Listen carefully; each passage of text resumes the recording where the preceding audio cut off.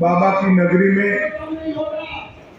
एक बहुत बड़ा पुनीत कार्य अभी शुरू हुआ है। इफको नैनो के उत्पादन के संयंत्र की आधारशिला आज यहाँ पर रखी गई। एक तरल यूरिया जो है ये हमारे देश की भूमि के संरक्षण के लिए बहुत जरूरी है। मोदी जी ने जब से प्रधानमंत्री बने तब से भूमि संरक्षण को अपना प्रमुख मुद्दा बनाया है। चाहे प्राकृतिक खेती की बात हो, चाहे ऑर्गेनिक खेती की बात हो, चाहे नैनो यूरिया का अनुसंधान और उसके उत्पादन तक की पूरी प्रक्रिया को गति देने की बात। नरेंद्र मोदी जी के नेतृत्व में भारत सरकार ने ये भूमि संरक्षण के सभी कामों को प्रायोरिटी दी। यहाँ पर प्रति वर्ष लगभग 6 करोड़ तरल यूरिया की बोतलों की निर्मित हुई। इसका मतलब है कि 6 करोड़ बैग यूरिया हमें इंपोर्ट नहीं करना पड़ेगा। वो भारत को खाद्य के क्षेत्र में आत्मनिर्भर बनाने में अपने आप में एक बहुत बड़ा कार्यक्रम होने वाला है।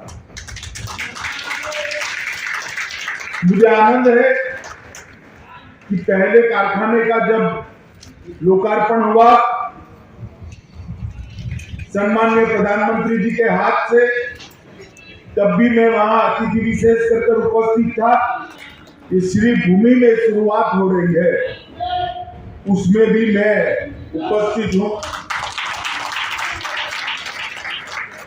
मैं आज के कार्यक्रम के माध्यम से किसान भाइयों को इतना ही कहना चाहता हूं, ये 500 ग्राम की एक बोतल पूरी थैली यूरिया का विकल्प। कई जगह पे किसान भाई यूरिया भी डालते हैं और तरल यूरिया का छिड़काव भी करते हैं। आपका क्रॉप का भी नुकसान करोगे और भूमि का भी नुकसान करोगे।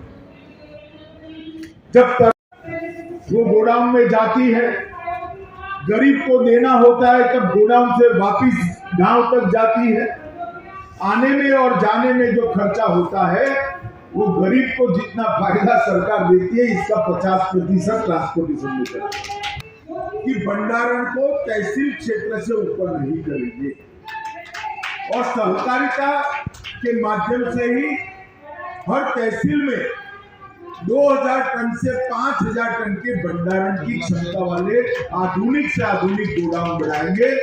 तो किसान का उत्पाद तहसील सेंटर पर स्टोर होगा और तहसील सेंटर से ही मध्याह्न भोजन के लिए, गरीबों को मुफ्त अनाज देने के लिए वो तहसील में ही चला जाएगा, जिससे लगभग 80% ट्रांसपोर्टेशन समाप्त। मोदी जी जो योजना लेकर आए हैं वो विश्व की सबसे बड़ी कोऑपरेटिव अन्न भंडारण योजना होगी। विश्व के किसी भी देश इतनी बड़ी क्षमता वाला अन्न भंडारण नहीं होगा। और इससे हमारे पैक्स जो है उनकी भी इनकम बढ़ेगी, वो बहुआयामी होंगे। पैक्स बंद होने की कगार नहीं आए। अभी पैक्स को कम्युनिटी सेंटर के नाते कल से मान्यता दे दी गई।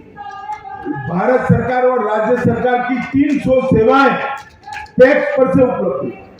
किसान को अपना 7 बार 8 का दाखिला लेना है तो पैक्स से मिल जाएगा, नो ड्यू सर्टिफिकेट पैक्स से मिल जाएगा, जन्म की और मृत्यु की रजिस्ट्रेशन पैक्स पर ही हो जाएगी, एयर टिकट पैक्स पर बुक कर पाओगे। वहीं पर गांव में अगर बैंक नहीं है तो आपके बैंक अकाउंट से पैक्स से ही आप पैसा उठा पाओगे। हमने लगभग 300 सेवाओं पैक्स के साथ जोड़ने का कल निर्णय किया है और आईटी मंत्रालय ने इसमें सहकारिता मंत्रालय का बहुत बड़ा समर्थन किया है।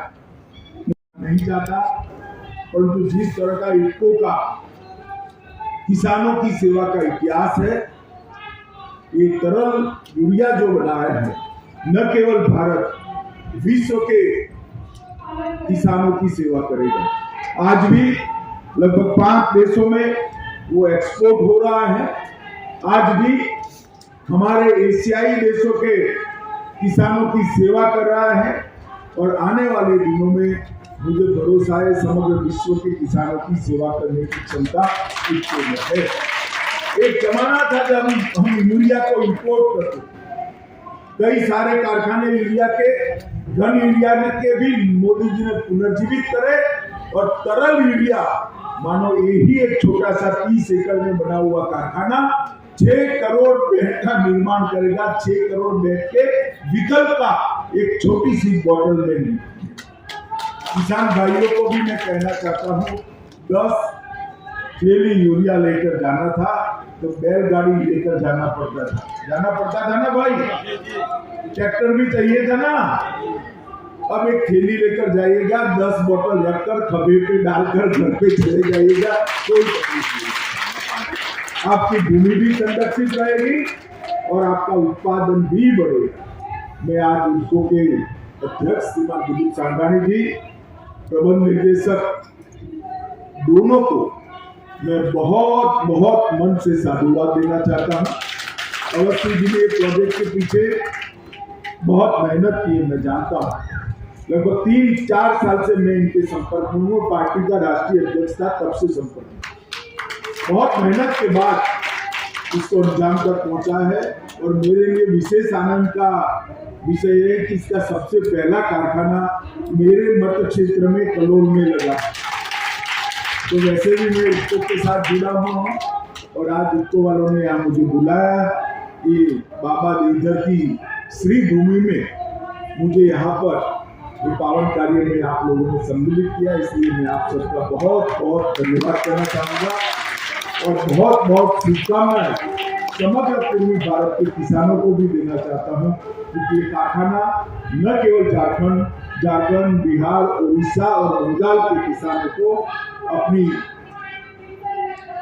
खेत में उत्पाद बढ़ाने के लिए बहुत उपयोगी होगा, इसकी मुझे श्रद्धा है। फिर से